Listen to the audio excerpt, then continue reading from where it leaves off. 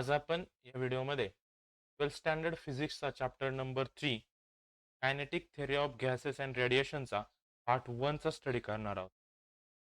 हा फिजिक्सचा 3rd नंबरचा chapter आहे. ओके. त्यात आपण सगळे जे गॅसेसचे लॉज त्याचा स्टडी करणार आहोत आणि गॅसेसच्या रेडिएशनच्या रिलेटेड आपण या व्हिडिओमध्ये स्टडी करणार आहोत. ह्या चॅप्टरमध्ये आहे त्याचा पार्ट फर्स्ट. ओके. त्याच्या आधी आपल्याला माहिती की स्टेट्स ऑफ मॅटर. त्या स्टेट्स ऑफ मॅटर हे 3 टाईपचे असतात. तर त्याआधी मॅटर म्हणजे काय असतं? Matter is anything that has mass and take up space. Matter म्हणजे काय? मॅटर म्हणजे अशी कोणती तरी एक गोष्ट, त्याला काय असतं ठराविक त्याचं मास असतं. मास म्हणजे आकार असेल किंवा त्याचं वजन असेल. ठराविक त्याला काय असतं त्याचं मास असतं आणि याला जर तुम्ही कोणत्याच प्लेसवर ठेवलं, तो काय करतो त्याची जागा ऑक्युपाय करतो. त्याला आपण म्हणतो मॅटर. ओके. तर असे 3 टाईपचे मॅटर असतात. एक असतं सॉलिड, एक असतं लिक्विड आणि एक असतं गॅस. बरोबर? आता आपल्याला हे तिन्ही टाईपचे मॅटर माहिती आहेत. सॉलिड म्हणजे काय? लिक्विड म्हणजे काय? आणि गॅस म्हणजे काय? ओके. आता पहा यात पुढं गॅसचे जे लॉ आपण आधी स्टडी केलेला आहे 11th स्टँडर्ड पर्यंत. त्यातला आपण फर्स्ट लॉ आधी स्टडी केलेला आहे. त्याला म्हणतात बॉईल्स लॉ. तर बॉईल्स लॉ मध्ये कसं असतं, की जे व्हॉल्यूम असतं, मॅटरचं जे व्हॉल्यूम असतं, ते असतं इन्व्हर्सली प्रोपोर्शनल टू प्रेशर. जे व्हॉल्यूम असतं कोणत्याही मॅटरचं, ते कसं असतं इन्व्हर्सली प्रोपोर्शनल टू प्रेशर. आणि त्यावेळेस कॉन्स्टंट काय असतो? टेम्परेचर असतो. बरोबर? हे स्टेटमेंट आहे बॉईल्स लॉचं. त्याचा स्टडी आपण आधी केलेलं आहे. एक ओव्हरव्ह्यू म्हणून आपण याचे फॉर्म्युले पाहतोय. दुसरा आपण गॅस लॉ पाहिला होता की चार्ल्स लॉ. तर चार्ल्स लॉचं स्टेटमेंट काय होतं की volume is directly proportional to temperature. Okay. Volume काय असतं टेम्परेचरला डायरेक्टली प्रोपोर्शनल असतं आणि त्यावेळेस प्रेशर हा कॉन्स्टंट असतो. पहा बॉईल्स लॉ मध्ये काय पाहिलं होतं की व्हॉल्यूम प्रेशरला इन्व्हर्सली प्रोपोर्शनल आहे. पहा 1/p ज्यावेळेस आपण लिहितो आपण एनिथिंग ते काय असतं इन्व्हर्सली प्रोपोर्शनल असतं. इथं पहा चार्ल्स लॉने काय सांगितलं होतं जे व्हॉल्यूम आहे हे डायरेक्टली प्रोपोर्शनल टू असणार आहे टेम्परेचर आणि त्यावेळी प्रेशर कॉन्स्टंट असणार आहे. सेम अवोगाड्रोज लॉने काय सांगितलं होतं की volume is directly proportional to N. N म्हणजे काय असतं तर number of moles of molecule present in gas. एक गॅस आहे समजा ऑक्सिजन आहे. त्या ऑक्सिजन मध्ये प्रेझेंट असणारे मोल्स बरोबर याच्या मॉलिक्यूल मध्ये किती मोल्स प्रेझेंट आहे त्याला आपण एन म्हणतो. अवोगाड्रोज लॉने काय सांगितलं होतं की व्हॉल्यूम काय असतं हे डायरेक्टली प्रोपोर्शनल टू असतं number of molecule present in gas. समजले 3 लॉ. आणि त्याच्यानंतर लास्ट एक लॉ आहे गॅस लुसॅक लॉ. याने सांगितलं होतं की प्रेशर टेम्परेचरला डायरेक्टली प्रोपोर्शनल असतो. Pressure is directly proportional to temperature at constant volume. त्यावेळेस व्हॉल्यूम काय असतं कॉन्स्टंट असतं. ओके. आता या 4 लॉ मध्ये पहा पहिले जे 3 लॉ आहे बॉईल्स लॉ चार्ल्स लॉ आणि अवोगाड्रोज लॉ मध्ये व्हॉल्यूम कोणत्या तरी क्वांटिटीला काय डायरेक्टली प्रोपोर्शनल आहे. ओके. या 3 लॉ वरून आपण काय लिहू शकतो तर पहा combining this all law we get. पहा फर्स्ट लॉ मध्ये काय सांगितलं होतं की volume is directly proportional to pressure inversely proportional to pressure. Charles लॉने सांगितलं होतं व्हॉल्यूम इज डायरेक्टली टेम्परेचर आणि अवोगाड्रोज लॉने सांगितलं होतं की volume is directly proportional to N. N म्हणजे number of moles of molecules present in gas. Okay. आपण 3 law पाहिले होते पहा volume is inversely proportional to pressure. पुढचा पाहिला तर व्हॉल्यूम इज डायरेक्टली प्रोपोर्शनल आणि पाहिला तर व्हॉल्यूम इज डायरेक्टली या तिन्ही लॉला काय केलं कंबाईन केलं पहा. तो व्हॉल्यूम व्हॉल्यूम सगळीकडे काय कॉमन आहे. Volume is directly proportional to काय घेतला होता नंबर ऑफ मोल्स टेम्परेचर आणि इन्व्हर्स. समजलं हे स्टेटमेंट झालं. ओके. आता पहा या स्टेटमेंट वरून आपला एक गॅस लॉ तयार होतो. पहा हा गॅस लॉ आपण पाहिलेला आहे. तर काय करायचं पहा if volume is directly proportional to त्याला इक्वलचं साइन घेऊयात N P upon P. Okay. हा पी जो डिवाइड आहे हा व्ही कडे गेल्यावर मल्टिप्लाय होणार म्हणजे काय झालं P V equal to N T झाला. ओके. मग आपण याला काय म्हणू शकतो P V equal to N R T. तर आर काय हा प्रोपोर्शनॅलिटी कॉन्स्टंट आहे. त्याचे डायरेक्टली प्रोपोर्शनल त्याला आपण इक्वल केलं ना त्याच्यामुळे आपल्याला एक तर काय घ्यावा लागला आर हा काय युनिव्हर्सल गॅस कॉन्स्टंट आहे. समजलं का. आणि हे इक्वेशन आपण स्टडी केलेलं आहे पहा P V equal to N R T हा गॅस लॉ आहे मेन गॉस लॉ याला म्हणतात. आणि त्याच्यात जो आर असतो त्याला म्हणतात युनिव्हर्सल गॅस कॉन्स्टंट. आर ची व्हॅल्यू लक्षात ठेवायची. काय आर ची व्हॅल्यू 8.314 जोल जूल पर मोल पर केल्विन. समजलं. हे इक्वेशन यामध्ये लक्षात ठेवायचं. इक्वेशन आपण 3 लॉ जे पाहिले होते बॉईस लॉ चार्ल्स लॉ आणि अवोगाड्रोज लॉ 3 लॉ वरून हे गॅसचं मेन इक्वेशन तयार होतं पी व्ही इक्वल टू समजले? ओके. आता नेक्स्ट. आता गॅसचा जर स्टडी करायचा झाला तर प्रत्येक ठिकाणी आपल्याला मोल्सचा कन्सेप्ट येतो. हे मोल्स नक्की काय असतं ते पहा. युनिट आहे त्याचं MOL, मोल. मोलचं युनिट काय? मोल, मोल. फॉर्म्युला आपण लिहू शकतो पहा. मोलचा जर आपल्याला फॉर्म्युला लिहायचा असेल, मोल जर आपल्याला कोणते समजा सांगितलं की एक ठराविक मॉलिक्यूल दिलाय गॅसचा मॉलिक्यूल, त्याचे मोल्स फाइंड करा असं जर सांगितलं, त्याचा फॉर्म्युला आहे काय? की mass divided by molar mass. Mass divided by करायचं काय? Molar mass. म्हणजे त्या पर्टिक्युलर मॉलिक्यूल दिलाय त्याचा मास घ्यायचं आणि त्याचं मोलार मास या दोन्हीचं डिव्हिजन केलं की आपल्याला नंबर ऑफ मोल त्या गॅसमधले. समजलं? आता यामध्ये पहा कन्सेप्ट काय? की 1 मोल ऑफ सबस्टन्स, 1 मोल जर आपण कन्सिडर करत असेल कोणत्याही मॉलिक्यूलचा, तर 1 मोल सबस्टन्समध्ये किती नंबर्स असतात? 6.022 इंटू 10⁻23 हा अवॅगाड्रोज नंबर. NA सुद्धा म्हणतात अवॅगाड्रोज नंबर. समजलं? हे काय झाले? एका मोलमध्ये प्रेझेंट असणारे ते काय? नंबर ऑफ पार्टिकल्स किंवा आपण त्याला मॉलिक्युल्स म्हणू शकतो. समजलं? एक मोलमध्ये एवढे प्रेझेंट असतात हे लक्षात ठेवा रिलेशन. आपल्याला जर नंबर ऑफ मोल्स फाइंड करायला सांगितले, ओके, तर कसे का फाइंड करू शकतो आपण? अजून एक फॉर्म्युल्याने आपण नंबर ऑफ पार्टिकल, त्याला किती पार्टिकल दिलेत ते माहिती पाहिजे, डिवायडेड बाय आपण जर अवॅगाड्रोज नंबरने त्याला जर डिवाइड केलं तर आपल्याला नंबर ऑफ मोल्स भेटू शकतात. समजले? फॉर्म्युला लक्षात ठेवायचे. त्याच्यावर छोटे छोटे एक एक दोन दोन मार्कला जे MCQ येतात त्याच्यावर क्वेश्चन विचारू शकतात. समजलं? त्यानंतर जर आपल्याला वेट काढायचं असेल, वेट ऑफ वन ॲटम, पूर्ण ॲटमचं जर वेट काढायचं असेल एलिमेंटमध्ये, कसं काढणार आहे?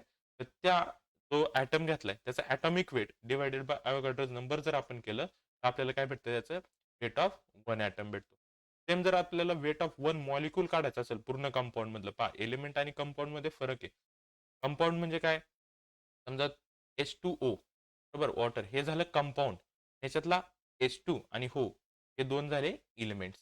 समजलं? तर आपल्याला जर टोटल कंपाऊंडचं जर वेट काढायचं असेल, ते काढतात. मॉलिक्युलर वेट काढायचं आधी. मॉलिक्युलर वेट पाहिलं होतं कसं काढतात. इथं किती मॉलिक्युल आहे? 2 मॉलिक्युल हायड्रोजन. हायड्रोजनचं वेट घ्यायचं 1 प्लस 1 मॉलिक्युल ऑफ ऑक्सिजन 16. तर 2 प्लस 16 झालं 18. असं आपण काय काढतो याचं मॉलिक्युलर वेट काढतो. या मॉलिक्युलर वेटला जर अवॅगाड्रो नंबरने जर डिवाइड केलं तर आपल्याला त्याचं वेट भेटतं. समजलंय? हे झालं पर्टिक्युलर मॉलिक्युलसाठी एखाद्या. आता गॅससाठी काय करतात पहा. गॅससाठी जर आपल्याला नंबर ऑफ मोल्स काढायचे असेल तर त्यासाठी फॉर्म्युला आहे पहा. Number of moles N equal to capital N divided by NA. तर पहा याच्यात एक एक काय. तर हा स्मॉल n आहे त्याला आपण मोल म्हणणार आहे. ते आपल्याला फाइंड करायचे असतात. कॅपिटल N जो आहे तो number of molecules in gas. समजा आपण ऑक्सिजन गॅस घेतला त्याच्यात मॉलिक्युल किती ऑक्सिजनचे? 2 मॉलिक्युल आहे. ते आपण कॅपिटल N ने दाखवतो. आणि NA तर माहिती आहे आपल्याला काय तो अवॅगाड्रोज नंबर आहे. त्याची व्हॅल्यू फिक्स आहे 6.022 इंटू 10⁻23 ही लर्न करून ठेवायची व्हॅल्यू. हे अवॅगाड्रोज नंबर आहे. त्यांनी जर आपण नंबर ऑफ मॉलिक्युल्सला जर डिवाइड केलं तर आपण गॅस मोल्स फाइंड करू शकतो. समजलंय मोलचा कन्सेप्ट काय आहे ते? ओके, याच्यातले ते 2-3 फॉर्म्युले तेवढे फक्त लर्न करायचे. त्यानंतर पहा पुढचा आहे आयडियल गॅस. आता आयडियल गॅस म्हणजे काय असतं? आपण आता जे इक्वेशन फाइंड आउट केलं होतं कोणतं? PV इक्वल टू NRT हे आयडियल गॅसचं इक्वेशन आहे. ओके. आता आत्ताच आपण एनचा फॉर्म्युला पाहिला. नंबर ऑफ मोल्स कसे काढतो गॅसचे पहा. Capital N divided by NA. तर ह्या स्मॉल एनच्या ऐवजी ती व्हॅल्यू टाका. म्हणजे काय होणार पहा PV equal to capital N divided by NA येणार आहे RT. ओके. हे इक्वेशन कळलं. आपण काय केली फक्त एनची व्हॅल्यू टाकली. हे एक आयडियल गॅसचं इक्वेशन आहे लक्षात ठेवा. अजून याच्यात पहा आरची व्हॅल्यू कशी फाइंड करतात पहा. तर आर इक्वल टू असतो Avogadro's number multiply by Boltzmann constant. दोन्हींची मल्टिप्लिकेशन केली कशाची? अवॅगाड्रोज नंबर आणि बोल्ट्झमन कॉन्स्टंटची. के बी म्हणजे बोल्ट्झमन कॉन्स्टंट, तर आपल्याला आरची व्हॅल्यू भेटते. टोटल इक्वेशन मध्ये हे व्हॅल्यू टाकू पहा. हे इक्वेशन खाली घेतलं काय होतं? PV equal to capital N divided by N A आणि इथं आरची व्हॅल्यू टाका. काय काढली आपण आरची value? N A into K B into इथं काय कॅन्सल होते ते पहा. हा एन ए, हा एन ए काय झाला इथं कॅन्सल झाला. काय राहिलं? तर पहा PV इक्वल टू काय राहिलाय? हा कॅपिटल N इंटू के बी. हे सुद्धा एक आयडियल गॅसचे हे सुद्धा इक्वेशन लक्षात ठेवायचे. आपल्याला दोन इक्वेशन भेटले. फर्स्ट तर हे भेटलं होतं आधी आपल्याला PV इक्वल टू NRT आपण मागच्या स्टँडर्ड मध्ये याला स्टडी केलं होतं. तर आता आपल्याला हे इक्वेशन वापरायचं. PV equal to N KBT. आता प्रत्येकाचं आपल्याला मिनिंग माहिती पाहिजे. पी म्हणजे आपलं प्रेशर असणार आहे, पी म्हणजे व्हॉल्यूम असणार आहे, एन म्हणजे नंबर ऑफ मॉलिक्युल्स, के बी म्हणजे बोल्ट्झमन कॉन्स्टंट याची व्हॅल्यू आपल्याला प्रोव्हाइड केलेली असते आणि टी म्हणजे टेम्परेचर इन केल्विन. ओके, हे सगळं जर आपल्याला माहिती असेल तर आपण याच्यावरून कोणतेही एक अननोन व्हॅल्यू फाइंड करू शकतो. याच्यावर प्रॉब्लेम आपल्याला विचारले जातात. ओके, आता पाहायचं सांगितलं आपल्याला a gas obeying the equation of state. आता गॅस काय करतं हे त्याचं एक स्टँडर्ड इक्वेशन आहे गॅससाठी, कारण तो EV equal to NRT at all pressure and temperature is an ideal gas. Ideal गॅसमध्ये जर आपल्याला फाइंड करायचं असेल तर ऑल प्रेशर आणि टेम्परेचरसाठी हे इक्वेशन सॅटिस्फाय करतो. ओके, आपण ह्या इक्वेशनने सुद्धा व्हॅल्यू काढू शकतो जर आपल्याला याच्या मोल्स माहिती असेल तर. ओके, मोल्स माहिती असेल आणि आरची व्हॅल्यू जर डायरेक्ट माहिती असेल तर हे इक्वेशन वापरायची आपल्याला गरज नाही. पण आपल्याला आरची व्हॅल्यू जर माहित नसेल तर आपल्याला हे इक्वेशन फाइंड करून घ्यावं लागेल. समजलंय हे आयडियल गॅसचं इक्वेशन. ओके, पहा आता नेक्स्ट. आता आपल्याला पाहायचंय pressure of ideal gas. Okay, आता आयडियल गॅसचं प्रेशर काय असतं पहा. ते काय आपल्याला डायग्राम दिलेली आणि असं सांगितलं की हा एक कंटेनर आहे क्युबॉइडल शेपचा. ओके, क्युबॉइडल शेपचा काहीतरी बॉक्स आहे असं कन्सिडर करा आणि बॉक्समध्ये खूप मॉलिक्युल्स असणार आहे गॅसचे, बरोबर. त्यातला आपण एक मॉलिक्यूल कन्सिडर केला. ओके, तर ह्या मॉलिक्यूलचं ह्या डायरेक्शनला पण प्रेशर असणार आहे, या डायरेक्शनला पण प्रेशर असणार आहे, ह्या डायरेक्शनला पण प्रेशर असणार आहे आणि ह्या डायरेक्शनला प्रेशर असणार आहे. म्हणजे ऑल डायरेक्शनला काय असणार आहे, आतमध्ये जो गॅस मॉलिक्यूल असतो त्याचे प्रेशर असतात. ओके, त्याच्यावर डिपेंड आपल्याला हा कन्सेप्ट स्टडी करायचा आहे. Consider there is a cuboidal box. एक हा क्युबॉइडल बॉक्स आहे and it is its contain with N mole of ideal gas आणि आतमध्ये काय आपल्याला माहित नाही किती मोल्स असे छोटे. त्यांनी काय सांगितलं की एन मोल ऑफ त्याच्यात काय आयडियल गॅस. ओके, आता ह्या कंटेनरचं व्हॉल्यूम काय असणार आहे. आता क्यूबचा आपल्याला फॉर्म्युला माहिती काय, volume equal to L cube, बरोबर. आणि एल काय असणार आहे, त्याची लेंथ असणार आहे. ह्या जे एजेस दिसतात ना क्यूबच्या, ती लेंथ काय घेणार आहे आपण, एल घेणार आहे. झालं त्या क्यूबचं व्हॉल्यूम. ओके, आता we have to find relation between pressure and gas with molecular speed. तर मॉलिक्युलच्या स्पीडवर डिपेंड, कारण मॉलिक्यूल गॅसचा जो मॉलिक्यूल आहे तो ह्या क्यूबमध्ये एका जागेवर स्थिर नसणार आहे. तो सारखा काय होत असणार आहे, त्याची प्लेस चेंज करत असणार आहे, कारण गॅस मॉलिक्यूल कधी एका जागेवर थांबत नाही. म्हणजे काय करावं लागणार, आपल्याला रिलेशन फाइंड करावं लागणार गॅसच्या मॉलिक्यूलचं प्रेशर त्या स्पीडमध्ये. समजलं. एक शेजारी डायग्राम दिले पहा. समजा काय कन्सिडर केलं पहा, या डायग्राम मध्ये हा एक मॉलिक्यूल घेतला, एक मॉलिक्यूल केला त्याला आपण, हा एक मॉलिक्यूल आणि हा एक्स कॉम्पोनेंट पहा. इथं तीन आपल्याला ऍक्सिस आहे, एक्स ऍक्सिस, वाय ऍक्सिस आणि झेड ऍक्सिस. थ्री घेतले आपण. तर एक्स कॉम्पोनंट कन्सिडर केला, फक्त ही डायरेक्शन मध्ये समजा मॉलिक्यूल मूव्ह होतोय असं कन्सिडर केलं. तर काय म्हणेल पहा, हा मॉलिक्यूल मूव्ह होऊन हा जो कंटेनरची वॉल आहे याला काय होणार आहे, धडकणार आहे आणि तिथून परत बॅक येणार आहे, बरोबर. जे पाहिजे डायग्राम मी इथं काढली. तर ह्या डायरेक्शनने जाताना मॉलिक्यूलचं स्पीड समजा कन्सिडर केलं आपण VX, velocity. He velocity the direction of x, बरोबर. आणि परत बॅक येणार आहे, व्हॅलॉसिटी तर सेम राहणार आहे, बॅकवर्ड डायरेक्शन येणार आहे, म्हणून तिथं काय लिहिले आपण, समजला. ओके, पहा आता याचं डेरिवेशन. आता हिअर आपल्याला पहिलं एक कॉम्पोनंटचा आपल्याला काय करायचं, स्टडी करायचंय, चेंज इन मोमेंटम. मोमेंटमचा फॉर्म्युला आहे P equal to M V, लक्षात ठेवायचा. त्याच फॉर्म्युलावर आपल्याला पूर्ण स्टडी करायचं याच्यात. ओके, मोमेंटमच्या एक्स कॉम्पोनंट मध्ये घेतलं म्हणजे एक्स च्या डायरेक्शनला घेतलं तर डेल्टा पी एक्स म्हणजे टोटल, डेल्टा म्हणजे टोटल, पी म्हणजे प्रेशर आणि with respect to X axis म्हणजे एक्स कॉम्पोनंट. कसं काढणार आहे आपण याचं मोमेंट, तर पहा delta P X equal to कसं काढणार आहे, तर आपल्याला टोटल मोमेंटम काढायचं असेल तर final momentum minus initial momentum करावं लागतं, बरोबर ना. आपण स्पीड काढतो, ऍव्हरेज स्पीड काढतो, बरोबर. ऍव्हरेज स्पीड कसं काढतो आपण, जे फायनल स्पीड होतं तिथून आपण काय करतो, इनिशियल स्पीड मायनस करतो, तर आपल्याला काय निघतं, त्याचं ऍव्हरेज स्पीड निघतं. सेम त्याच टाईपनं आपल्याला काय करायचं, तर डेल्टा पी एक्स म्हणजे ते मोमेंटम फाइंड करायचंय. टोटल मोमेंटम कसं फाइंड करणार आहे, तर फायनल मोमेंटम मधून इनिशियल मोमेंटमला जर मायनस केलं तर आपल्याला त्याचं टोटल मोमेंटम समजलं. Final momentum. आता फायनल मोमेंटम काय असणार आहे, निगेटिव्ह असणार आहे, कारण स्टार्टिंगला इनिशियलला आपण जी डायग्राम पाहिली होती पहा, डायग्राम मध्ये काय पाहिलं होतं की ऑल आहे, त्या बाजूने मॉलिक्यूल गेला आणि परत रिटर्न आला, तर हे इनिशियलला इकडे जाणार आहे ते असणार आहे पॉझिटिव्ह आणि फायनल इकडे येणार आहे ते असणार आहे निगेटिव्ह. ते फायनल वाले काय आले, निगेटिव्ह आलं. आणि मोमेंटमचा फॉर्म्युला पाहिला आपण काय, P equal to M V. इथं आपल्याला एक्स म्हणून इथं व्हीच्या खाली एक्स देणार आहे आणि फायनल मोमेंटम निगेटिव्ह असतो म्हणून आली आपली मायनस एम व्ही एक्स आली. मायनस पहा, मायनस इनिशियल मोमेंटम प्लस आहे, इनिशियल मोमेंटम काय आहे, प्लस आहे, मग मोमेंटमचा फॉर्म्युला काय, एम व्ही. आपल्याला एक्स डायरेक्शनचा कॉम्पोनंट एम. समजलं पा. तर इक्वल टू एम चा फॉर्म्युला आपण यूज केला. ओके. आता पहा ते मायनस मायनस प्लस होणार, साइन मायनस येणार आहे, मायनस टू एम एक्स याला आपलं फायनल मोमेंट हे लक्षात ठेवायचं इक्वेशन आपल्याला यूज करायचं पुढं. इथपर्यंत कळलं. आपल्याला टोटल मोमेंटम, आता स्पीड कधीच निगेटिव्ह नसतं, फक्त डायरेक्शन मध्ये घेतलं म्हणून निगेटिव्ह लिहिलं. त्याचं total momentum applied on the wall, वॉलवर किती मोमेंटम अप्लाइड झाले तर 2mx एवढं मोमेंटम काय झालं त्या वॉलवर अप्लाइड झाले त्या मॉलिक्यूलमुळे. समजलं. आता ह्या मॉलिक्यूलने किती डिस्टन्स ट्रॅव्हल केलं. हा समजा हा मॉलिक्यूल इथं होता, इथपासून वॉलपर्यंत जाण्याचं डिस्टन्स त्याचं एल असेल आणि वॉलपासून परत त्याच पोझिशनला येण्याचं डिस्टन्स एल असेल, म्हणजे टोटल डिस्टन्स किती ट्रॅव्हल केले त्यांनी, 2l डिस्टन्स ट्रॅव्हल केले. Okay. The total distance travel by particle of gas during a collision of molecule and all that. Total distance काय एल जाण्याचं आणि येण्याचं टोटल डिस्टन्स किती असणार आहे, 2l असणार आहे. ओके. त्यामुळे आपल्याकडे एक फॉर्म्युला आहे पहा.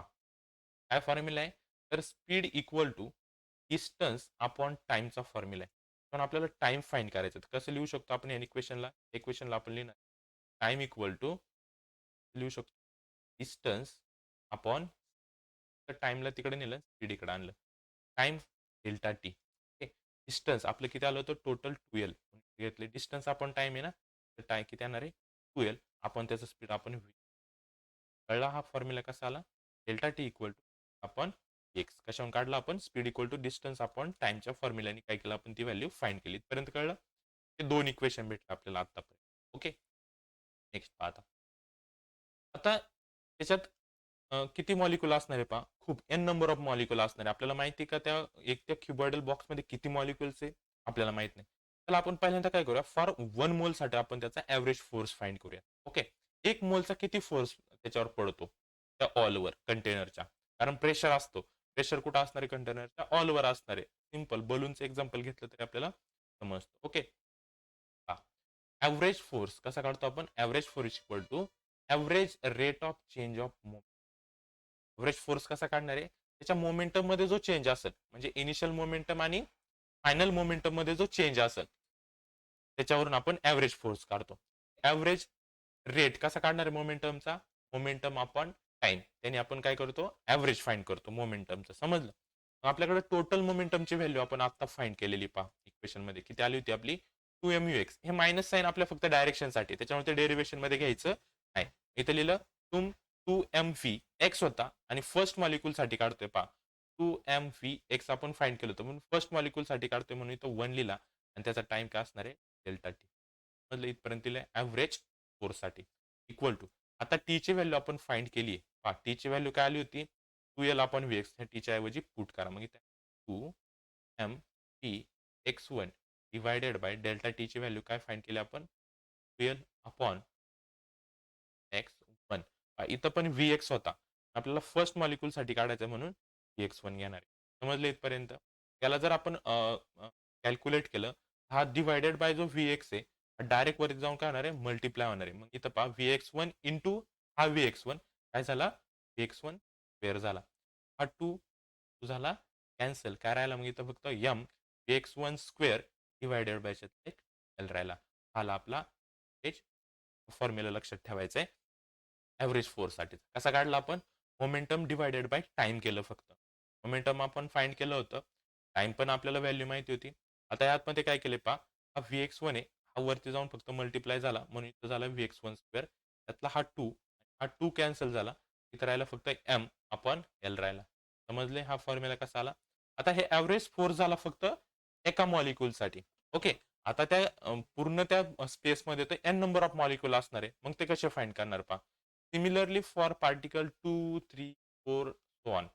फर्स्ट पार्टिकलचा आपण फाइंड केला, अशा बाकीच्या पार्टिकलचा with respect to X component velocity जात, मग त्याच्या व्हॅलोसिटी कशी असणार आहे. आता पहा फर्स्ट मॉलिक्यूल साठी आपण घेतलं तर Vx1, सेकंड मॉलिक्यूल साठी असणार आहे Vx2, थर्ड मॉलिक्यूल साठी असणार आहे Vx3, असं एन नंबर ऑफ मॉलिक्यूल साठी असणार आहे एक्स एन असणार आहे. ओके. मग पहा average force of all velocity कसा काढणार आहे, हा एम ॲज इट इज राहणार आहे. इथं आतमधल्या व्हॅल्यू फक्त चेंज होणार पहा Vx1 square plus Vx2 square plus Vx3 square plus so on divided by L. ह्या फॉर्म्युलामध्ये चेंज केला, बाकीचे व्हॅलोसिटीज फक्त काय केल्या ऍड केल्या. हे कसं असणार आहे पहा, ते आलं एकाचं, त्याचं काय आलं फर्स्टचं M Vx1 square divided by L plus दुसऱ्याचं M P X two square divided by L plus तिसऱ्याचं M P X three square divided by L.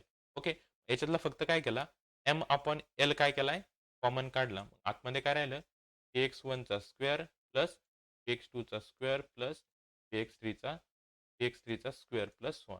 समजलं? फॉर्म्युला ॲव्हरेज फोर्सचा फॉर्म्युला कसा फाइंड केला, कळलं इथपर्यंत? ओके.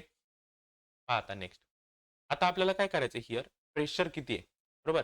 प्रेशर कसा फाइंड केला जातो, टोटल फोर्स म्हणजे average force divided by area of shaded part, हा प्रेशरचा फॉर्म्युला आहे. पहा प्रेशर कसा काढतात, प्रेशरचा एक फॉर्म्युला आहे, force upon area. Simple formula, 8, 9, 10 मध्ये स्टडी केलेला. काय, pressure equal to force upon area. Okay, force कसा फाइंड केलाय, तर फोर्सचा फॉर्म्युला आपण इथं फाइंड केलाय. पहा ॲव्हरेज फोर्सचा हा फॉर्म्युला घ्यायचा, पुट केला ॲव्हरेज फोर्सच्या ऐवजी, केला काही तर वरती put, divided by area of shaded part. या डायग्राम मध्ये पहा शेडेड पार्ट कोणता केलाय, तर एक फक्त स्क्वेअर शेडेड पार्ट आहे, त्याचा एरिया, स्क्वेअरचा एरिया काय असतो, साइड स्क्वेअर, याची साइड काय एल आहे, याचा एरिया काय येणार आहे, एल स्क्वेअर येणार आहे. इथे एरिया किती घेतलाय, एल स्क्वेअर. पर्यंत कळलं. आता काय होणार आहे पहा, जो एल स्क्वेअर आहे हा डिवाइड आहे, हा ह्या वरच्या एल ला मल्टिप्लाय जातो, काय होतो, एल क्यूब झाला.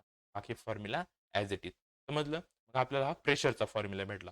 त्याला आपलं इक्वेशन पर्यंत कळलंय. नीट पहा, सिंपल डेरिवेशन आहे. ओके, त्यानंतर आपल्याला काढायची ॲव्हरेज व्हॅलोसिटी, बरोबर. ॲव्हरेज व्हॅलोसिटी व्ही असणार आहे, स्क्वेअर घेतला होता आपण व्हॅलोसिटी, तो बार दिला, बारचा अर्थ होतो ॲव्हरेज. तेव्हा बारचा अर्थ काय होतो, ॲव्हरेज. याचा ॲव्हरेज कसं काढतो, सगळ्या व्हॅलोसिटीचे आपण काय करतो, ॲडिशन करतो. सगळ्या व्हॅलोसिटीचे काय करतो आपण, ॲडिशन, बरोबर का, केली का पहा, V X one square plus V X two square plus V X three square plus one V N square, बरोबर. आपण टोटल नंबर किती आहेत, किती नंबर ऑफ आपण मॉलिक्युल्स कन्सिडर केलं, त्याचा डिवायडेड बाय काय घेतला आपण, एन घेतला. पर्यंत कळलं. मग पहा, हा एन जो इकडे डिवाइड होता, ॲव्हरेज व्हॅलोसिटीला मल्टिप्लाय केला, मग N V square X equal to काय आला, सगळ्या व्हॅलोसिटींची ॲडिशन, बरोबर. ही व्हॅलोसिटी आपल्याला भेटली. आता काय करूयात, ही सगळी व्हॅल्यू घेऊयात, काय करूयात, इक्वेशन नंबर 1 मध्ये पुट करूयात.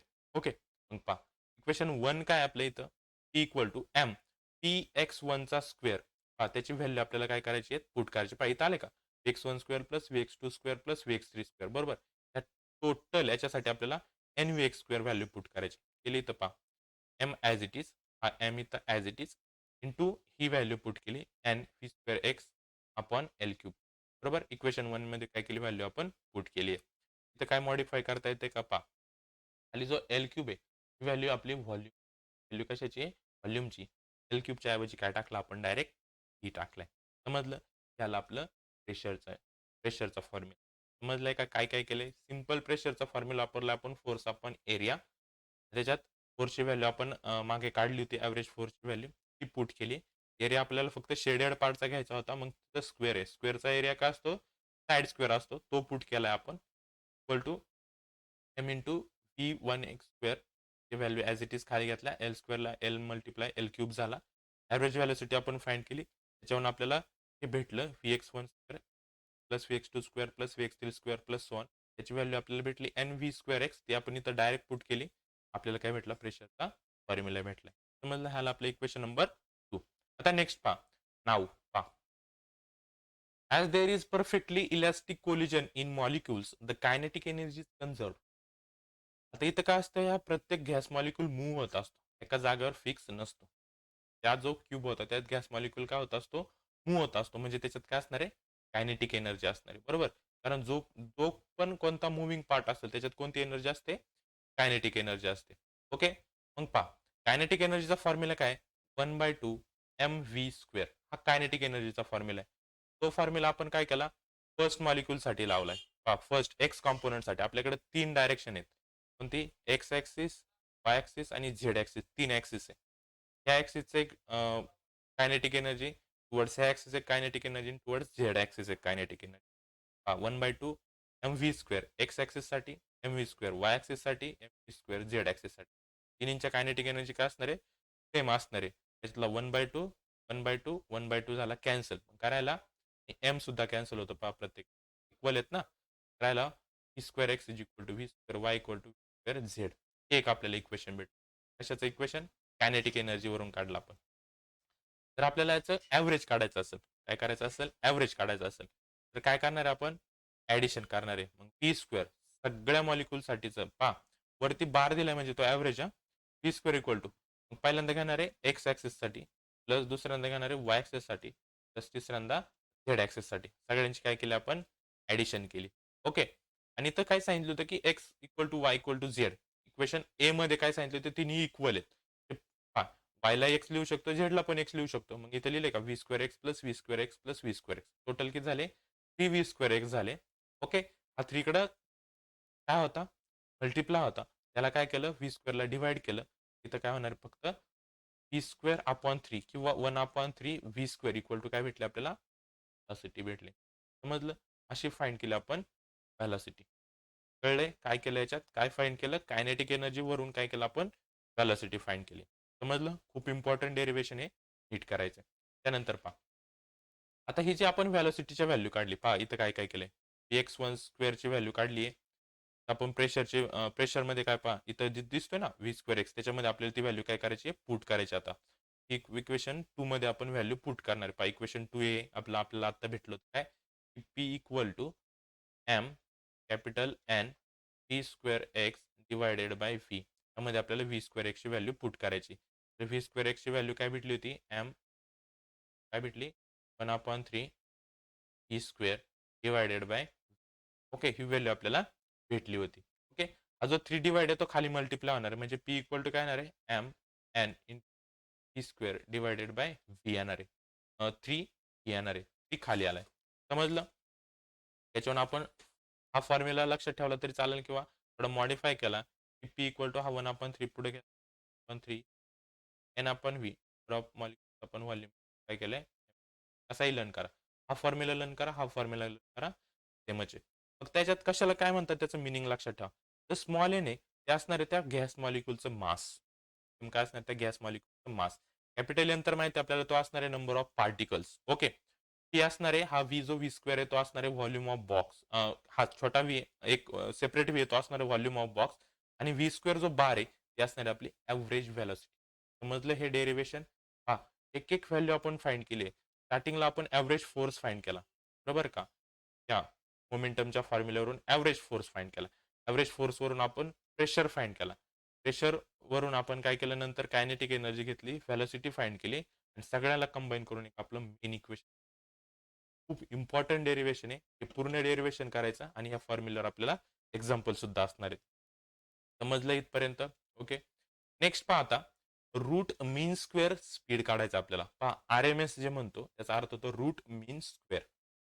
ओके. ती कशी फाइंड करणार आहेत, आता जो आपण फॉर्म्युला घेतला, फाइंड केला होता कोणता, P equal to 1/3 N upon V into M V square, त्यालाच आपण पुढे कंटिन्यू करणार आहे. हा कोणता फॉर्म्युला आहे, this is mean square speed of the molecule of gas. हे आपलं मीन स्क्वेअर स्पीड आहे, बरोबर. आता यात काय चेंज केलेत पहा, हा जो 3 आणि व्ही आहे, हा जो डिवाइड आहे, तो पी ला काय केला, मल्टिप्लाय केला. आला का इथं, पी व्ही इक्वल टू काय आला, एन एम व्ही. पर्यंत कळलं. तर नेक्स्ट काय केलं ते पहा, हा जो एन इंटू एम व्ही स्क्वेअरला मल्टिप्लाय होता, त्याला ह्या 3 ला डिवाइड केला. आला 3 PV divide by N M, त्याला आपला व्ही स्क्वेअर. बरोबर, इथपर्यंत कळलं. व्ही स्क्वेअरची व्हॅल्यू आपल्याला एक इक्वेशन माहिती आहे, आपल्या आयडियल घ्यायचं काय, P V equal to N R T. Equation माहिती. हा जो इथं पी व्ही दिसतोय त्याऐवजी आपण पुट करूयात. पहा, हा इक्वेशन आपलं पी स्क्वेअर बार, बार म्हणजे average, P V divided by N M, हे इक्वेशन आलं होतं आपलं, बरोबर. यात काय करायचं, आपल्याला व्हॅल्यू पुट करायची पीव्हीची. पीव्हीची व्हॅल्यू काय आहे ती पुट केली, N R T divided by capital N to M. इथपर्यंत कळलं. हे काय आपलं व्ही स्क्वेअर आहे. आता नेक्स्ट काय करायचं, ह्या एनची व्हॅल्यू माहिती आहे आपल्याला, स्मॉल एनची व्हॅल्यू काय असते, capital N divided by N A. ती व्हॅल्यू इथं पुट करा. मग इथं इक्वल टू येणार 3 into capital N divided by N A in R T divided by N M. बरोबर, इथपर्यंत कळलं. आता नेक्स्ट काय होतंय पहा, एन एम आहे आणि इथं काय एन ए. हा एन एम आणि हा जो एन एम आहे हा एन एला मल्टिप्लाय होणार आहे, म्हणजे इथं येणार आहे 3 N into R T divided by N A into N M. इथं पहा काय कॅन्सल होते, एन आणि एन कॅन्सल होणार आहे, बरोबर का. पहा इथला हा जो एन आहे आणि हा एन काय होणार आहे, कॅन्सल होणार आहे. ओके. तो कॅन्सल झाला, मग आपल्याकडे राहिलं व्ही स्क्वेअर इक्वल टू, पहा कॅन्सल झाले तर राहिलं 3 R T divided by N A M. आलं का 3RT डिवायडेड बाय NM. आपल्याला काय करायचं रूट इन स्क्वेअर व्हॅल्यू काढायची म्हणजे याचं काय करायचं आपल्याला स्क्वेअर रूट घ्यायचे. दोन्हीचं काय केलं आपण स्क्वेअर रूट घेतलं. व्ही स्क्वेअरचा स्क्वेअर रूट म्हणजेच RMS व्हॅल्यू असणार आहे. लिहिलं VRMS equal to total square root मध्ये आणि NA इंटू एम त्याला आपण काय घेतलंय MO घेतलाय. MO इक्वल टू NM असतो. तर मोलार मास ऑफ गॅस हा एक फॉर्म्युला लक्षात ठेवा. काय MOच लिहू शकतो कशाला आपण NA इंटू एम ला काय लिहितात MO याचा अर्थ होतो मोलार मास ऑफ गॅस. समजलं ही आपली रूट मीन स्क्वेअरची व्हॅल्यू लक्षात ठेवा. आपण इम्पॉर्टंट फॉर्म्युला आहे. काय केलं आपण मागचंच इक्वेशन फक्त काय केलं पुढे घेतले आणि त्याच्यात PV equal to NRT value put केली. यांची व्हॅल्यू पुट केली आणि आपल्याला रूट RMS व्हॅल्यू भेट. ओके रिकाम्या जागेला हे विचारलं जातं. ओके नेक्स्ट पहा आता पुढचा आहे आपला लास्ट पॉइंट त्या व्हिडिओमधला काय interpretation of temperature in kinetic theory of gas. आता या कायनेटिक थेरी ऑफ गॅसमध्ये टेम्परेचरचं काय वर्क असतं ते आपल्याला स्टडी करायचं. आता आपण एक फॉर्म्युला डिराईव्ह केला होता प्रेशरचा P equal to 1/3 NV N/V into MV square बरोबर. यात काय करायचं फक्त हा जो V आहे तो P इकडे पाठवला मल्टिप्लाय झाला मग PV इक्वल टू काय आला 1/3 NMV स्क्वेअर बरोबर. आता का पहा काय करायचं आपल्याला काय करूयात आपण 2 ने मल्टिप्लाय आणि डिवाइड केली तर पहा तर 2 ने मल्टिप्लाय केलं लगेच 2 ने डिवाइड केलं. ओके 2 ने काय केलं मल्टिप्लाय आणि डिवाइड केलं मग काय झाली तर पहा 2/3 N इंटू MV स्क्वेअर आपण पाला इथपर्यंत कळलं. 2/3 इंटू एन इंटू हा 2 फक्त काय केला 1/2 MV स्क्वेअर. आता असं काय केलं ही व्हॅल्यू आपल्याला कायनेटिक एनर्जीची डायरेक्ट एनर्जी भेटेल आपल्याला म्हणून आपण केलं. समजलं इथं पहा लिहिलंय का 1/2 MV स्क्वेअर इज काय average translational kinetic energy of gas molecule. बरोबर ट्रान्सलेशनल काय म्हटलंय कारण तो बॉक्स 3D शेपचा असणार आहे. मॉलिक्युल कुठेही मूव्ह होऊ शकतो ना त्याला म्हटले ट्रान्सलेशनल कायनेटिक एनर्जी. समजले तर 2 ने मल्टिप्लाय डिवाइड का केलं का तर मग आपल्याला हे वेगळं करायचं होतं फक्त कायनेटिक एनर्जीसाठी इथपर्यंत कळलं. आता याच्यात एक लक्षात ठेवायचं की जे गॅस मॉलिक्युल असतात हे कधीच एका जागेवर नसतात. हे सारखे मूव्ह होत असतात म्हणजे त्याच्यात काय असते फक्त कायनेटिक एनर्जी असते आणि त्यात पोटेन्शियल एनर्जी ही 0 असते कारण गॅस मॉलिक्युल कधीही एका जागेवर थांबत नाही म्हणून त्यात पोटेन्शियल एनर्जी किती असते 0 असते. इथपर्यंत कळलं. नेक्स्ट पहा हिअर आपल्याला काढायची टोटल एनर्जी. आपल्याला टोटल एनर्जीचा फॉर्म्युला माहिती आहे काय kinetic energy into potential energy. Kinetic energy आपण इथं फाइंड केली आहे पहा एन इंटू आले का एन इंटू 1/2 MV स्क्वेअर इथली एन इंटू 1/2 MV स्क्वेअर. फक्त काय केलंय आपण कायनेटिक एनर्जी घेतली 1/2 MV स्क्वेअर त्या फॉर्म्युल्यामध्ये पण जाऊन द्या 1/2 MV स्क्वेअर कायनेटिक एनर्जी घेतली बरोबर. पण आपल्याकडे नंबर ऑफ मॉलिक्युल्स किती आपल्याला माहित नाही म्हणून कॅपिटल एननी त्याला काय केलं काय केलंय कारण ही कायनेटिक एनर्जी फक्त एका मॉलिक्युलसाठी येणार आहे 1/2 MV स्क्वेअर. असे त्याच्यात भरपूर मॉलिक्युल्स म्हणून यांनी काय केलं त्याला मल्टिप्लाय केले नंबर ऑफ मोल्सनी मॉलिक्युल्सनी प्लस नंबर ऑफ मॉलिक्युल्स आणि त्याची पोटेन्शियल एनर्जी 0 म्हणजे आपल्याला इथे एनर्जी काय भेटली एन इंटू 1/2 M आपल्याला एनर्जी बरोबर. आता ही एनर्जीची व्हॅल्यू आहे ची व्हॅल्यू बरोबर ती आपल्याला करायची ह्या इक्वेशन 1 मध्ये काय करायची पुट करायची. इक्वेशन 1 मध्ये पुट केलं तर ची व्हॅल्यू काय आली एन इंटू 1/2 MV स्क्वेअर बरोबर. इक्वेशन 1 मध्ये होतं का N into 1/2 MV square total साठी पुट केला तर आपल्याला भेटेल PY2 equal by T into direct आपल्याला कारण ती पुढची टोटल व्हॅल्यू कशाची एनर्जी आलं PV इक्वल 2/3 आलं आपलं इक्वेशन थर्ड इथपर्यंत कळलं. आता नेक्स्ट आपण पहा आपण आधी स्टडी केलं होतं एक इक्वेशन पाहिलं होतं पहा PV इक्वल टू NRT आणि ह्या इक्वेशन आपण दुसरं इक्वेशन फाइंड केलं होतं काय capital N into KB into T बरोबर का. आम्ही दाखवतो तुम्हाला आपण कुठं फाइंड केलं होतं ते इक्वेशन. दोन इक्वेशन आपण काय पाहिलं इक्वल टू NRT आपल्याला आयडियल गॅसचं इक्वेशन माहित होतं त्याच्यात आपण काय केलं R ची व्हॅल्यू आणि N ची व्हॅल्यू पुट करून आपल्याला दुसरं एक इक्वेशन भेटलं होतं PV equal to N into KBT बरोबर. सेम तेच इक्वेशन आपल्याला इथे यूज करायचं आता पहा PV equal to NKBT equal to आत्ताच आपण PV ची अजून एक व्हॅल्यू काढली 2/3 टू E त्याला आपलं इक्वेशन नंबर 4. आता पहा आता PV कॉमन आहे पहा आता हे जे इक्वेशन नंबर 4 जे आपल्याला भेटले त्यामध्ये PVच्या दोन व्हॅल्यू आहे. फर्स्ट व्हॅल्यू पहा आपण काढली इक्वल टू स्टार्टिंगला काढलेली व्हॅल्यू N इंटू KBT. आता एक PV ची व्हॅल्यू फाइंड केली आपण काय 2/3 E बरोबर. दोन्हीकडे PV इक्वल आहे दोन व्हॅल्यू सुद्धा इक्वल झाल्या म्हणजे काय म्हणू शकतो आपण N into KBT equal to 2/3 बरोबर. दोन व्हॅल्यू काय झाल्या आपल्या इक्वल झाल्या लिहिल्यात. ओके, यावरून काय करूयात आपण हे फक्त एनर्जीची व्हॅल्यू फाइंड करूयात. कशी काढणार आहे? हा जो 3 डिवाइड आहे त्याला मल्टिप्लाय जाणार आहे. म्हणजे काय होणार आहे पहा, ई इक्वल टू डिवाइडचा मल्टिप्लाय 3 इथे येणार N A T T divided by हा जो 2 मल्टिप्लाय होणार आहे त्याला डिवाइड येणार आहे. आला डिवाइड बरोबर. हे पण एक एनर्जीचं आपण इक्वेशन लिहू शकतो किंवा अजून काय करू शकतो, हा जो वरती एन आहे मल्टिप्लाय तो ईला डिवाइड करा. सिंपल ई आपण एन इक्वल टू 3 केबीटी आपण 2.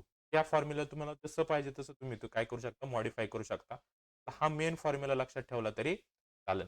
आकाशाचा फॉर्म्युला होता आपला एनर्जीचा. केबी काय आपला इथं कॉन्स्टंट आहे, बोल्ट्समन कॉन्स्टंट म्हणतो त्याला आपण. समजले?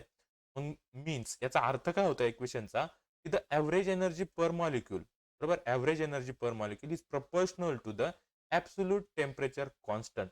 हा जो टेम्परेचर कॉन्स्टंट आपल्याला याचं रिलेशन काढायचं होतं, हा एनर्जीला कसा असतो, डायरेक्टली प्रोपोर्शनल असतो. समजलं इथपर्यंत ह्या इक्वेशनवर आहे.